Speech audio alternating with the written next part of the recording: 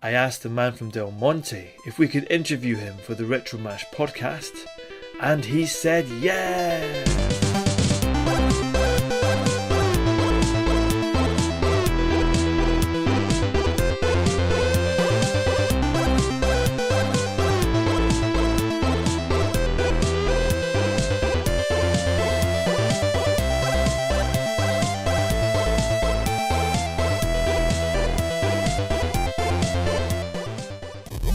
You're listening to Retromash.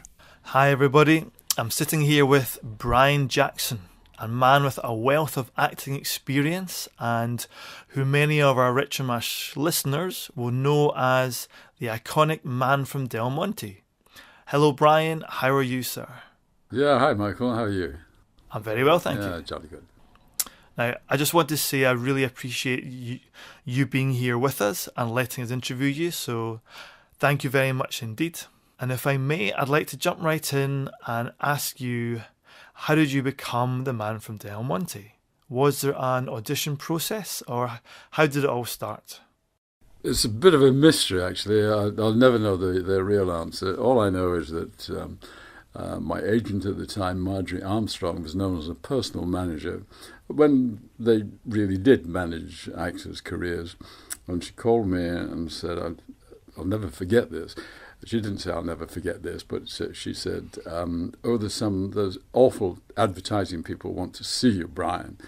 And she was a bit posh, but lovely with it. And she handled 10 actors and 12 actresses and just personally managed them, not one of these big agencies where they have everybody. And I said, well, it sounds interesting. Marjorie, what about? She said, it's something to do with a drink. I've told them you might not be interested. And I thought, Marjorie, because I hadn't been with her very long. Commercial people pay a lot of money for, appearing to do nothing. And so the next thing is, she said, well, I've said they're not interested. May not be interested, but would you like to go and see them? I said, yeah, please call them back. So cut to a long story to the quick.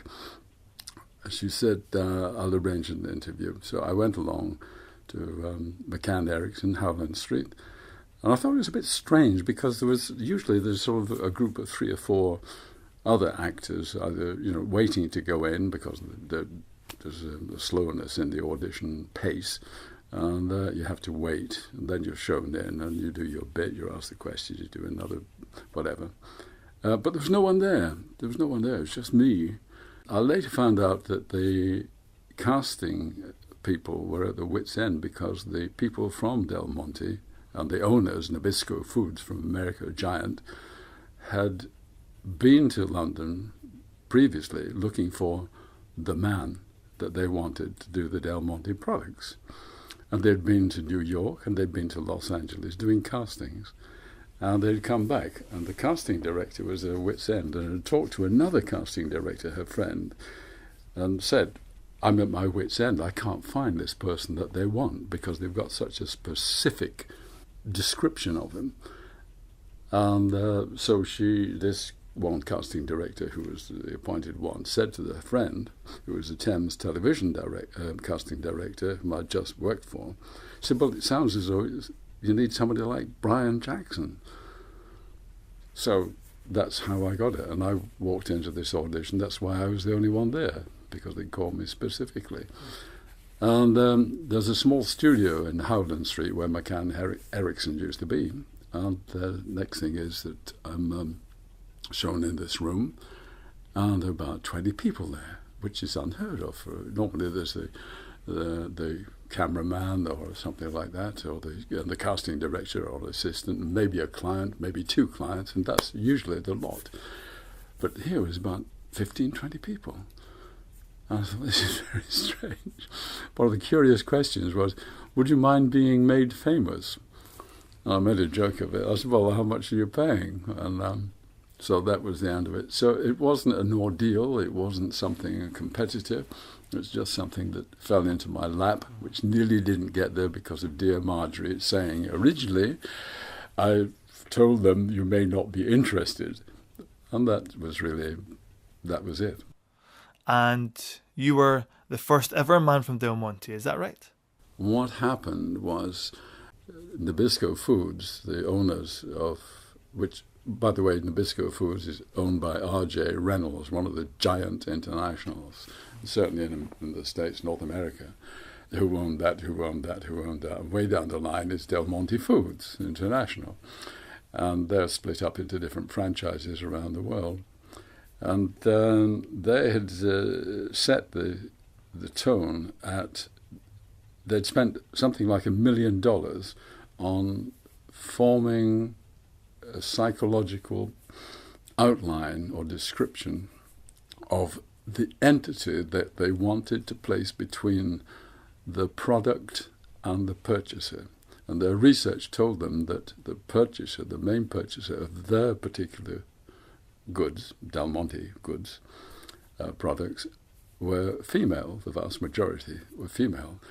And they wanted an entity or something to come between the product and the purchaser that could be trusted and looked as though it could be trusted. And the analyses, or the people doing the analysis of the project, came up, they said, well, it's male, he is Caucasian, because it had to be accepted in the Orient and the Asia and America to all the ethnic minorities, because it was a worldwide campaign. But they came up with white, cosmopolitan, and he has to be of a certain age, over 40, possibly over 50, and have quiet authority so that a purchaser, the ladies in the supermarkets, could trust that person. And that was the brief. And apparently I fitted this without even knowing it. And I believe you spent 6 years in that role. Oh, well, they were shown longer than that. They were shown for about 7 years around. Can you remember how many adverts? 25, 26. But the point about it was, you asked another question. Were you the first man from Del Oh, Monte? the first one. No, I wasn't the first one. The first one was an American. And their analysis of that, or the reaction, the audience research, was that he was too sinister. It looked, when I saw it, when they showed it to me, I must say it looked like a mafioso come into the farm, the fruit farms and the orchards and saying, okay. And he did, he looked quite sinister. So they wanted to get away from that completely. And this is why the Del Monte commercials went down big in Japan, Italy, all over the world, except America. There's a bit of jealousy going on between the production companies, but that's another story. Now, what was actually involved in the role? Like, what was the schedule like when making an advert? It was very easy. It was the contract was that I was to do 5 commercials a year, but exclusivity was the beautiful baby that my lawyer did the contract, not Marjorie, so she threw up her hands and said, oh, there are 2 attorneys coming from San Francisco to do your contract. He said, do you know this list? I'm terrified of these people. So my lawyer, a lovely guy called John Elford, did the contract. He was used to doing music contracts and singing artists, lots of names. But he did a beautiful contract, yeah. Now, I don't recall there ever actually being any speaking in your roles in the adverts. Would you call it relatively easy acting, or was it a challenge recording in those hot, exotic locations? It was not hard. It's not hard to act something where you just wander along and pick up a peach or look at a pear or a pineapple or a banana or some corn, Canadian corn or tomato, and look at it and say, just nod. But I wasn't conscious of nodding or putting my finger saying yes. But no, the answer is no, he never spoke. It was always related speech, and this was the beauty of the concept of it, was that it could go into any country in the world in any language, because the related speech was the clever bit. It was always the pilot, the driver, or the farmer, or the who said man for Del Monte says yes. He never said yes, but sometimes he said no. in some of the commercials. But then when it was ripe. But anyway, you'd have to look at all the commercials. But they were all great. You didn't spend ages rehearsing your nod then? No, it was just something that happened. In fact, the first one I did was an orange one in orange juice in Florida. And the director was a rather strange man who never spoke to me, even at the the wardrobe fitting. And then when we got to Florida, the farm, what do they call them, the fruit farm, and he never spoke to me. He always relayed his desires through the first assistant. And I thought, well, this is very, very strange. And we did the first close-up. This was the beautiful one, arriving in a white Grumman seaplane. Mm-hmm. Have you seen that one? I think so, I have, yeah. It is a lovely looking thing. It's a beautiful plane. And getting out of this plane, landing, and in the hacienda or the farmhouse, the orange grower is there, pensive, waiting, wondering, tension rising. Man from Del Monte is going to squeeze an orange and taste the juice. And it's all critical. And I just squeezed a quarter of the orange, put it into the glass, tasted it. And I did something. I don't know what I did. I just approved to the guy. Cut. And first there was a conference going on. The first assistant came and he said he wants Fred Joe, whatever he was called, his dreadful director, because he never spoke to me. He never spoke there. Anyway, it was, Führer. And he said, oh, will you not do that finger pointing thing? And I said, well, yeah, did I? And this is, well, yes, you did. You just took a sip and then you went with your index finger. He said, I don't want you to do that. He doesn't want you to do that. So, all right, take two. So we ran it again. He came back, sit down. And I did it again, subconsciously, because it was as I'm doing this with this glass, I take a sip of this, and I go, And the index finger just came out, as you can see. I know you're recording the sound, but you can see the glass in hand, index finger comes out, going a nod of approval. He said, no, he just wants you to do the nod. I said, did I nod? And that was it. It became part of it. It was not necessarily because sometimes the fingers, but usually the finger, even when I was slicing a banana, with the piece of banana on the edge of the blade of the very sharp knife, even the index finger just automatic, because it's an active subconscious thing. So it wasn't a rehearsed or thought up thing or directed thing, it just happened. It relates to acting, because if you go to Stanislavski or any of the decent things, any of the decent schools, I never went to a drama school, I was never taught in my life, I just did it. They teach you this inner self, you believe it. And whatever emotion comes out, that's it, it's correct. And it's right, it's correct. So that little thing, that nod, that finger, in lots of instances in all the commercials, was just accepted. There's a story attached, because later, a couple of years after, I was doing a tomato or a banana commercial for an Italian director who didn't speak English. It was a bit difficult. And he's through the interpreter and first assistant, who spoke English, was the interpreter, I think, said, now you do your thing. And I was completely baffled. I didn't know what the hell he was talking about. And I said to the translator, what do you mean, thing? And he said, well, what you do when you approve it. I said, yeah, okay. He said, well, do it. You do your thing. Anyway, that was that. So the answer is, there was no long answer. So were those your hands actually slicing the bananas and the pineapples? Yeah, sure. But if you see the man, Major somebody in Kentucky Fried, Major Sanders. Colonel Sanders. Colonel Sanders, right. Did I promote him? I demoted him. I demoted him.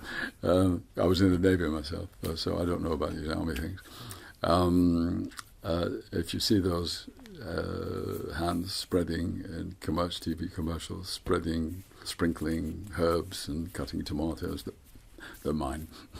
Are they really? But the ones in Del Monte, yeah, they're mine. Except for one where they wanted to do a pack shot and I wasn't around and somebody else's hands came out.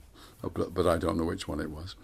I think it was one of the 3 pineapple ones I did. Mm-hmm. It's not your hands in the Kentucky Fried Chicken adverts, no, you didn't mean that. Yes. It is? Sorry, I did really? that. Wow, Right, right, yes. Yeah, yeah. Fantastic.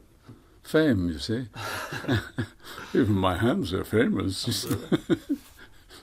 Now, were most of the locations in Florida, or did you travel wider afield? There were Marble Arch, would you believe, one of them. That was a Del Monte drink, a rather comic one with guardsmen and London bobbies cooling their feet in the water in the ponds at Marble Arch. Another one was in Henley-on-Thames at a regatta. South Africa and Hottentottland. If you ever get a chance to go to South Africa, Cape Colony, go to Hottentottland. It is it is absolutely wonderful. So you've got mountain lions and God knows what. I was swimming one. They have lots of little lakes and large ponds. And I was swimming one day in one of these, and I thought, up in the mountains, the highlands, the northern highlands of Cape Province, in an area, it's Hottentottland, where the Hottentots used to be, and they still are really in the area. And I was swimming, and I'd finished for the day or something. I was swimming in one of these small lakes and lots of rocks and trees. I thought, there's somebody watching me, and it was a mountain lion. Yeah, just sitting there. Wow. Watching me. And I thought, they don't swim, do they? But yes, that was a great place. That was wonderful, exotic. And then Kenya, went there 3 times. There's an area called Thika, Thika, Thika. There's a book that was very popular at the time called Flame Trees of Thika. And we're sort of just north there. Vast plantation of pineapples. Went there 3 times. First time, but it's very red soil. It looks beautiful. It's very photogenic, and the pineapple commercial. The first time the monsoons that hadn't been there for 3 years suddenly arrived the day after we started. So that got washed out. Had to go back and do it. Because the red, wonderful soil turned red mud. Yeah. That was it. Yeah. But where else? South Africa. Greece, South Africa. No, not South America. Florida, Canada, Italy. I did several in Italy. Yeah. And were you well looked after when you had to go to these locations? Thanks to John Elford, my lawyer, and his contract, everything was first class, including travel for my wife. If I had to be away for more than 7 days, she could travel also at first class. But she never got that chance, unfortunately, for various reasons. But everything was first class. I was spoiled baby. Now, in your role, you had to dress completely in white. Were there ever any annoying stains from the oranges, or while you were having your lunch and a break during the filming? No, it's not correct. They weren't all white. They were cream, and they were different according to, if you see them, stop frame, you'll see that most of the suits were different. They're mostly cream. There's only one that was white, and I think that was an Italian one. That was white silk. All the shirts were cream silk or white silk. The Panama hats were all different, if you really look at them, according to whether it was Italian Del Monte shoot or it was Canadian Del Monte or English or whatever. One, I was even wearing an old school tie. I think it was not an old Etonian. I can't remember the tie, but no, they were different. But what I've just spoken about, the rains in the monsoons that arrived in Kenya, was they splashed everywhere. And of course, before that, the dust rose, and I had to be carried from the makeup tent to the platform where we were filming, so I wouldn't get red dust on my. because it was everywhere. It blew up in the air.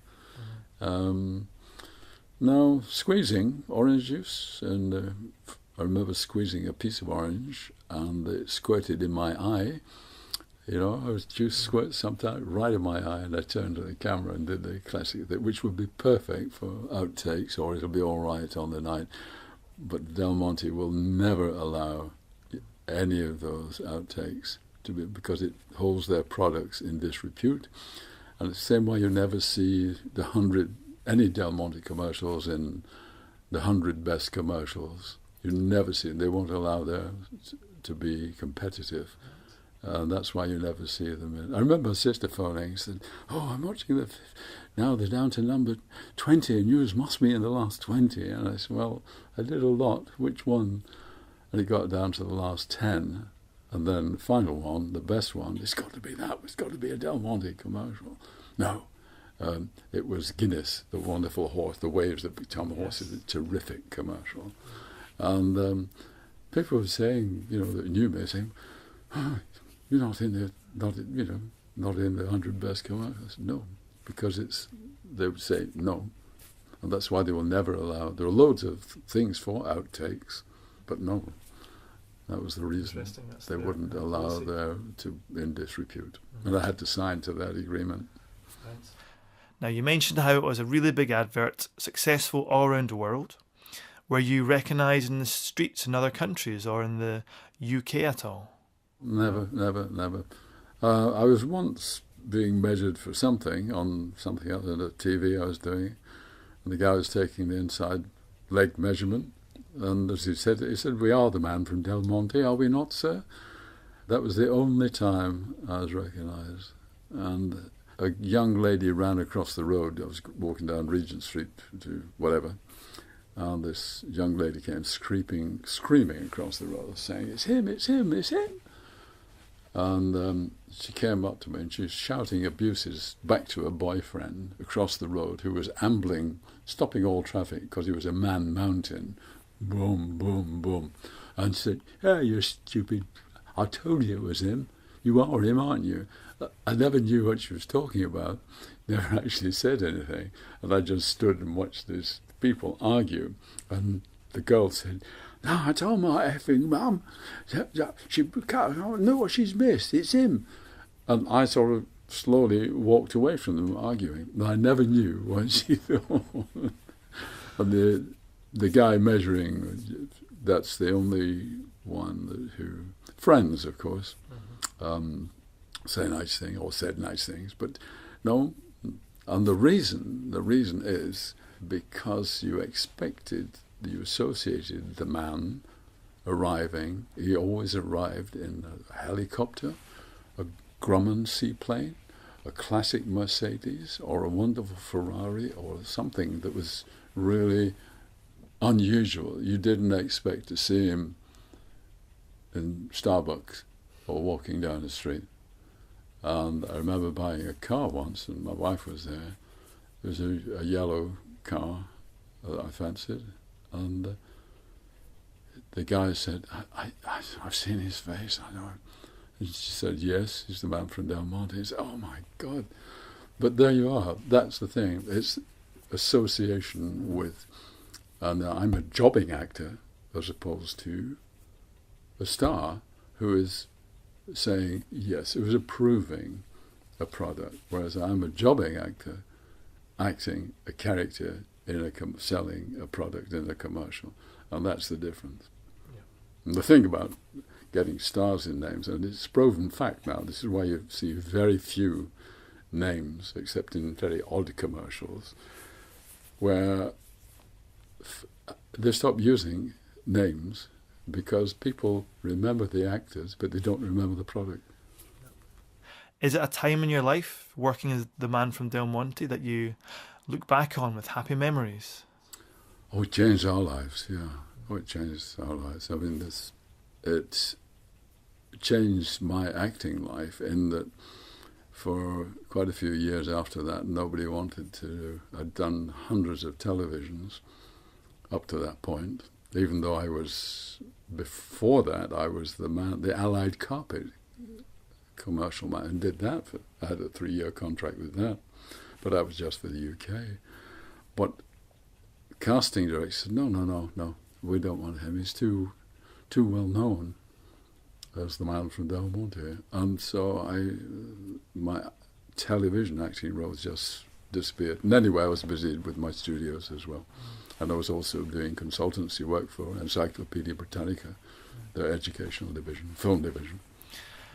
Now, you touched upon your earlier acting work, and you do have a wealth of acting experience working in movies and programmes like A Carry On movie, Revenge of the Pink Panther, The Avengers, The New Avengers, EastEnders even. Have you got any highlights or special memories from those amazing experiences in the past? Well, it's curious you should use the word amazing, because they're not amazing you're a working actor, it's a job, and you just do it. The next script arrives and the agent phones and says, we've got so-and-so, do you fancy it? And there was a time when scripts arrived to the agency or to myself, and you approved it. You said, if you approved it, you said, yeah, okay, I'll do this. Or is the money right? How much are they paying? It's a commercial thing. You do the part for the money. That's a jobbing actor. Were there any interesting memories, though, working with stars like Peter Sellers? You'll have to read my book. I will. Well, I'm writing it. No, Peter Sellers, I had a scene with him, short scene, but he was a nice guy.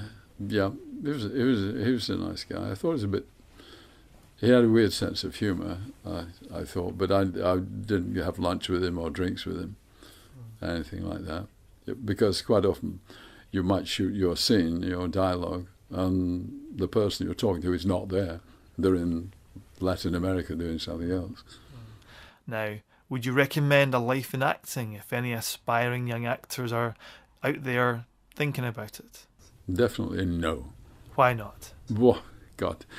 It's an attractive job. The media, with all due respect to your good self, I think you're part of the media, paints a picture that it's wonderful and it's all parties and the first nights. It's not. It's bloody hard work, often getting up at 3:30, 4 o'clock in the morning, getting to the place, sitting in a chair, waiting around for hours, and they might get to your scene at 4 o'clock in the afternoon, by which time you're absolutely fed up to the teeth. Sometimes, as I did in Heroes of Telemark, I sat in a hotel in Poole in Dorset for a week, and I did one long shot. I went to Morocco years ago to do a film, spent another week I did a shot on a battlement, and when I actually saw it, I was in long shot, and all you could hear was, and that was it. So it is not the glam for a jobbing act. It's all right if you hit the high spots and become a name or a star. I mean, that's another world. But me, the vast majority, there's something like in the UK alone, 70,000 registered actors with equity, plus others who are not. And at any one time, something like 70-80% are not employed. It's probably the worst job in the world if you're looking to earn a living. Don't do it. When you're waiting around, like hanging around on the set, what do you do with yourself? Hopefully learn the next script that you're doing, or read or write. That's it. Now, you performed in many different areas in your life. You've performed on the stage and the musicals in the past, TV, movies and adverts, of course. What differences, acting-wise, are there in these different media, and have you got any preference? Well, you'd not mentioned the one I really love, and that's radio. I've done a lot of radio plays, and the beauty about radio is, first of all, you don't have to learn the lines, and secondly is that you paint with your voice to the ear and the imagination of the listener, and they can draw the background in their own mind. That's wonderful. I love radio drama. There's no preference. filming is a bit of a pain, the waiting around, endless. You get paid more. Stage is the most fulfilling of all of them because you go on and you get, particularly with a new play, or even with an old play, Duncan in the Scottish play, the superstition of not mentioning that word.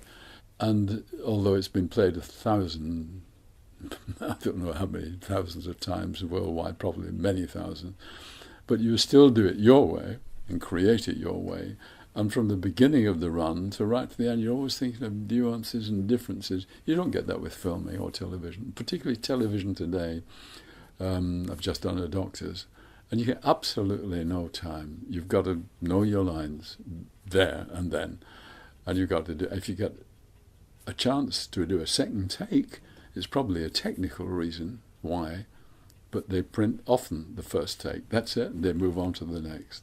And when you look at the East Enders and all the popular ones, Coronation Street, Holby City, and I think the Saturday night one, Casualty, they get a little more time, but generally the soaps that are on 2 or 3 times a week, they get no chance. They just shoot it, and if you're good at that, giving them a performance of sorts, it doesn't matter about the intensity or the meaning or the purity. That's why some of it is well, they need a little more time to rehearse, is the kindest thing to say. So filming is okay. I've been on set sometimes with and they've shot it over and over again. It takes 30, 40 takes, not for me, but on the other side, until they get perfection. So it's a perfectionist art, the good films. Stage is the best thing to do, but not well paid. Commercials are great, but they can do you damage. How did you get started in acting? Because you mentioned earlier that you didn't attend drama school at all. No, well, I'd always been keen on... I went in the Navy, Fleet Air Arm. I was an aircrew cameraman, Fleet Air Arm photographer. Did a long degree course, actually, at Royal Naval School of Photography. So I'm qualified, highly qualified as a photographer, which is part of my business interest that I developed. But I was always keen on as an amateur actor, and I used to go to the local rep called me in to play bits and pieces and things like that when they wanted an extra detective or a vicar or something like that. And I did quite a lot of that with the local rep, and I thought, I love this. And the local dramatic societies, I thought they were great. Loved it. So one day I thought, I'm going to spend I was nearly 30, and I thought I'm going to spend the rest of my life regretting never having tried. So I tried, came to London, found out there was an open audition, which they don't do these days, which they should, these companies, the National Theatre, all these companies that take public money or government money or lottery money should have open auditions. Open auditions mean advertise and anybody comes, you just write in or call in. But no, it's not so. It's completely wrong that the National should get millions and millions of ratepayers' money, taxpayers' money, and lottery money, all from the home, and yet they don't hold what they call open auditions. The same with the Globe Theatre, glorious theatres, beautiful. They don't hold open auditions. Now, this is crazy. I went to an open audition at the Old Vic, and I was taken on, and I played parts straight away because, well, I don't know why. But there we are. And you're still acting just now. Would you ever plan on retiring at all? Sorry, say that again. That'll be a no then. Oh, that'll be a no, but I'll tell you, this business you don't retire from this business, it retires you, I'll tell you. And how does Brian Jackson relax in his spare time, if you have any? How do you spell it? I don't. I'm always doing something. I'm always doing something. I straight up, I do not seem to have any time. I never think about relaxing. I'm always on about the next thing that I'm doing. And I'm still working. But like I said, the business retires you. If the phone stops ringing, you know you're retired. And you ain't nothing you can do about it. Okay, now we've reached the part of the show that we call 5 Fast Facts. Number 1. What is your favourite drink? Rum. I've not got a favourite drink as such. That's a lie. I love a good wine, particularly from Languedoc region of France. I love Riojas, good full-bodied from Spain. I love South African wines, Chilean wines. I love my Glenmorangie and my single malt and brandies. When I'm in the mood, I have Campari, which I love, and pastis in France. I love all these drinks. But if I had to say a single drink, I'd be torn between hot chocolate and rum. Number 2. What is your favourite meal? Yes, that's no problem. It's steak and kidney pie and mashed potatoes. Number 3. What is your favourite movie? Impossible question. There's so many fantastic films. No. What springs to mind?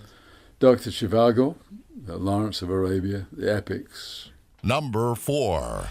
What is your favourite song?